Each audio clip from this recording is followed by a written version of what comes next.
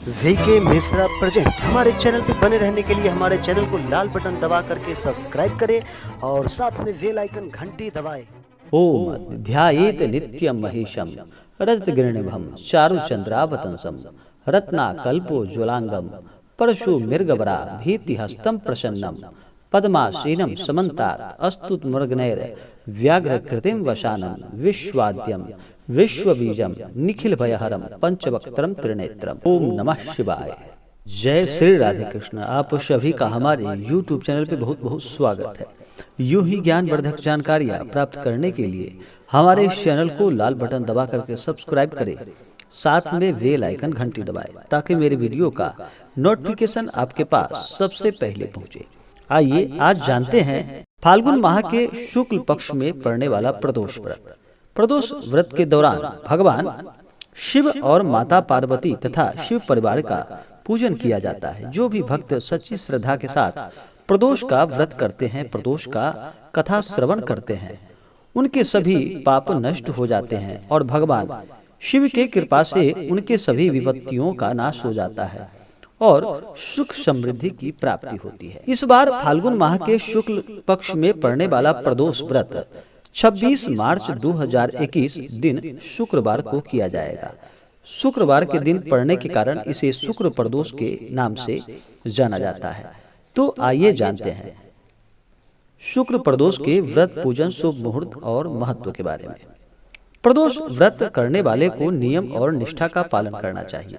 इस दिन ब्रह्म मुहूर्त में उठ करके अपने सभी नित्य क्रियाओं से निवृत्त होकर के गंगा नदी या घर के जल में ही थोड़ा सा गंगा जल मिला करके स्नान करना चाहिए, शुद्ध वस्त्र धारण करना चाहिए और भगवान शिव से प्रार्थना करनी चाहिए। मन में संकल्प लेना चाहिए कि हे भगवान शिव, हे भगवान भोलेनाथ, हे नीलकंठ महादेव, आप करोड़ों चंद्रमा के समान कांतिवान, त्रिनेत्रधारी, मस्तक पर चंद्रमा का आभूषण धारण करने वाले, पिंगल वर्ण की जटाजूट धारी, नीले कंठ तथा अनेक रुद्राक्ष मालाओं से सुशोभित, वरदहस्त, त्रिशूलधारी, नागों की कुंडल पहनने वाले, व्याघ्र चर्म धारण किए हुए, रत्न जड़ित सिंहासन पर विराजमान भगवान शिव जी हमारे सभी कष्टों को दूर करे और हमें सुख समृद्धि प्रदान करे।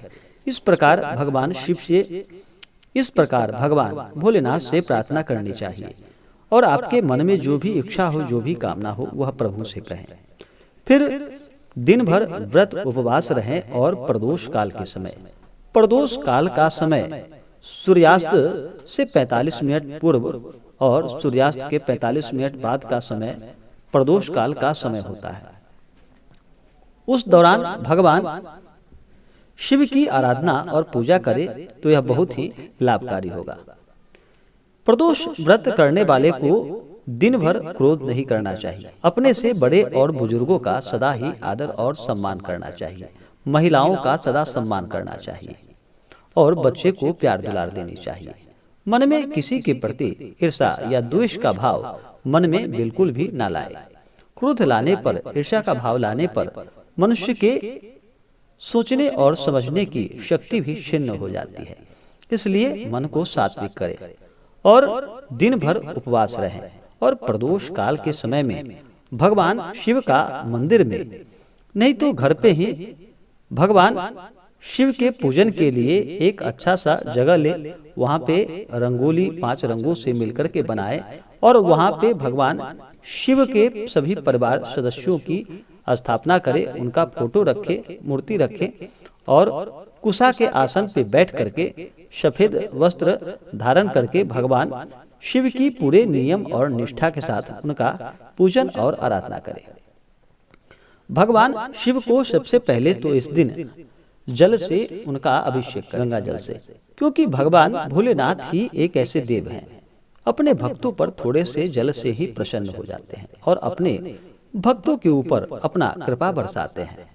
भगवान भोलेनाथ को जल से उनका अभिषेक करें, फिर पंचामृत से भगवान का अभिषेक करें, फिर शुद्ध गंगा जल चढ़ाए, उसके बाद भगवान को वस्त्र अर्पित करें। वस्त्र के बाद भगवान को यज्ञोपवीत अर्पित करें। उनके ऊपर अक्षत, चंदन, पुष्पों की माला भगवान को अर्पित करें। भगवान को बिल्वपत्र चढ़ाए, क्योंकि भगवान शिव को बिल्वपत्र अति प्रिय है। बिल्वपत्र चढ़ाते समय इस मंत्र का प्रयोग करें तो यह बहुत ही लाभकारी होगा। मंत्र ओम त्रिदलम त्रिगुणाकारम त्रिनेत्रम च त्रिधायुधम त्रिजन्म पाप संहारम बिल्वपत्रम शिवार्पणम। इस मंत्र के द्वारा भगवान भोलेनाथ को बिल्वपत्र अर्पित करने से मनुष्य के 3 जन्मों के पाप नष्ट हो जाते हैं। उसके बाद भगवान के ऊपर भांग, धतूरा आदि चढ़ाएं, भगवान को धूप और दीप दिखाएं। उसके बाद भगवान को अनेक प्रकार का नैवेद्य अर्पित करें अपने शक्ति और सामर्थ्य के अनुसार, और कहे कि हे भगवान भोलेनाथ, यह अन्न जल सब आपका ही दिया हुआ है और यह मैं आपके ऊपर ही अर्पण कर रहा हूँ। आप हमें आशीर्वाद प्रदान करें। हमसे जो बन सका, हमसे जो हुआ, मैं आपके ऊपर यह श्रद्धा के साथ अन्न अर्पित कर रहा हूँ, आपके ऊपर प्रसाद अर्पित कर रहा हूँ। हे भगवान, इसे आप स्वीकार करें। फिर प्रसाद के बाद उनके ऊपर जल चढ़ाएं, द्रव्य दक्षिणा चढ़ाएं, पुंगी फल तांबूल चढ़ाएं। उसके बाद शुक्र प्रदोष व्रत का कथा श्रवण करें। उसके बाद भगवान की आरती करें। इस प्रकार पूजन करते हुए रात्रि में भगवान नाम का स्मरण करते हुए अगले दिन सुबह उठ करके अपने सभी नित्य क्रियाओं से निवृत्त होकर के स्नान करके शुद्ध वस्त्र धारण करके भगवान का पूजन करें। उसके बाद गरीबों को भोजन कराए, ब्राह्मणों को भोजन कराए, ब्राह्मणों को द्रव्य और दक्षिणा प्रदान करें। किसी भी व्रत का फल तभी प्राप्त होता है जब ब्राह्मण को भोजन कराया जाए, ब्राह्मण को द्रव्य और दक्षिणा दिया जाए। इस प्रकार ब्राह्मणों को द्रव्य दक्षिणा दे करके उन्हें भोजन करा करके खुद भी व्रत का पारण करें। इससे अनंत गुना पुण्य फलों की प्राप्ति होती है। भगवान शिव महाकाल है, रुद्र है। वह सभी प्रकार के अपने भक्तों की इच्छाओं को पूर्ण करते हैं। तो भगवान शिव का आराधना और उपासना करे तो यह सभी प्रकार के सुखों को प्रदान करने वाला है। भगवान भोलेनाथ अपने भक्तों की सभी इच्छाओं को पूर्ण करते हैं। तो आशा करता हूँ कि यह जानकारी आपको अच्छा लगा हो। ऐसे ही ज्ञानवर्धक जानकारियाँ प्राप्त करने के लिए हमारे इस चैनल को लाल बटन दबा करके सब्सक्राइब करें, साथ में बेल आइकन घंटी दबाएं ताकि मेरी वीडियो का नोटिफिकेशन आपके पास सबसे पहले पहुंचे। वीडियो को लाइक और अपने मित्रों तथा दोस्तों के साथ शेयर करें। सुखी रहें और स्वस्थ रहें। जय श्री राधे कृष्ण। धन्यवाद।